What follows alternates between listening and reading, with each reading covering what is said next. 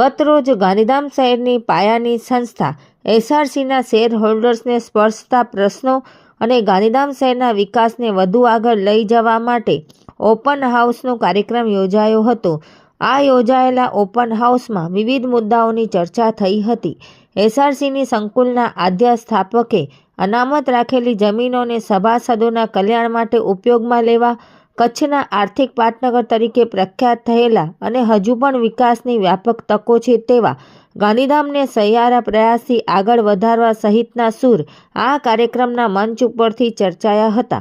આ વેળાએ અગ્રણી કુમાર રામચંદાણી, ગાંધીધામ ચેમ્બર ઓફ કોમર્સના પ્રમુખ મહેશ પૂજ, ગાંધીધામ વેપારી એસોસિએશનના પ્રમુખ રાજુ ચંદનાની, એસઆરસીના ડેપ્યુટી ચેરમેન પ્રેમ લાલવાણી સહિત શિપિંગ ઉદ્યોગકાર બીકે મનસુખાણી, ટિમ્બર એસોસિએશનના પ્રમુખ નવનીત ગજ્જર, એસઆરસી ડાયરેક્ટરો હરીશ કલ્યાણી, નરેશ બોલચંદાણી, નિલેશ પંડ્યા, ચેમ્બરના ઉપપ્રમુખ દીપક, માનદ મંત્રી મહેશ તીર્થાણી, પૂર્વ પ્રમુખ તેજાભાઈ કાનગડ, ખજાનચી નરેન્દ્ર, ઉદ્યોગકાર સંજય જગેસિયા વગેરે ઉપસ્થિત રહ્યા હતા।